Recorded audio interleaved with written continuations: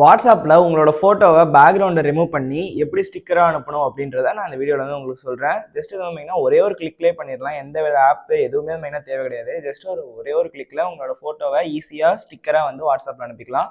அது எப்படின்ற ட்ரிக்கை நான் சொல்கிறதுக்கு முன்னாடி நம்மளோட சேனலை மறக்காமல் சப்ஸ்கிரைப் பண்ணி இந்த வீடியோ பாருங்கள். நான் இப்போ இந்த ட்ரிக்கை சொல்கிறேன்.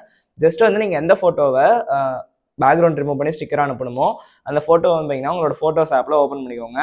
ஓப்பன் பண்ணோடனே அந்த ஃபோட்டோவை லாங் ப்ரெஸ் பண்ணிக்கோங்க. லாங் ப்ரெஸ் பண்ணோடனே உங்களோட ஃபோட்டோ மட்டும் அதில் கட் ஆகி வந்தீங்கன்னா அதுவே வந்து ரெகனைஸ் பண்ணி ரிமூவ் பண்ணிடும் பேக்ரவுண்டை.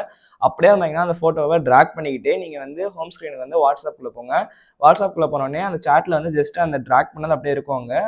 அது வந்து அப்படியே வாட்ஸ்அப்பில் ஜஸ்ட் வந்தீங்கன்னா நம்ம டைப் பண்ணுவோம். அந்த இடத்துல வந்து நம்ம ட்ராப் பண்ணிட்டோம் அப்படின்னா அது வந்து உங்களுக்கு ஆட்டோமேட்டிக்காக ஸ்டிக்கராக வந்தீங்கன்னா சென்ட் ஆயிரும். ஜஸ்ட் வந்தீங்கன்னா ஒரே கிளிக்கில் பண்ணிடலாம். இந்த ட்ரிக் நல்லா இருந்துச்சா? பட் இதில் வந்து ஒரு சின்ன ப்ராப்ளம். இது வந்து ஐஃபோன் யூசர்ஸ்க்கு மட்டும்தான் வந்து ஒர்க் ஆகும். ஆண்ட்ராய்டில் வந்து இப்போதைக்கு ஒர்க் ஆகாதுன்னு நினைக்கிறேன். ஆண்ட்ராய்டை பற்றி எனக்கு தெரியல. ஐஃபோனில் மட்டும்தான் வந்தீங்கன்னா இந்த ட்ரிக் ஒர்க் ஆகும். ஸோ பிடிச்சதான் நம்மளோட சேனலை வந்து சப்ஸ்கிரைப் பண்ணுங்க ஃப்ரெண்ட்ஸ். உங்களோட ஆண்ட்ராய்டு யூசர்ஸ் ஐஃபோன் யூசர்ஸ்க்கு வந்தீங்கன்னா மறக்காமல் இந்த வீடியோவை ஷேர் பண்ணி விட்டுருங்க. அவ்வளோதான் ஃப்ரெண்ட்ஸ், இந்த வீடியோ அடுத்த வீடியோவில் பார்க்கலாம். அதுக்கு நன்றி. Bye bye.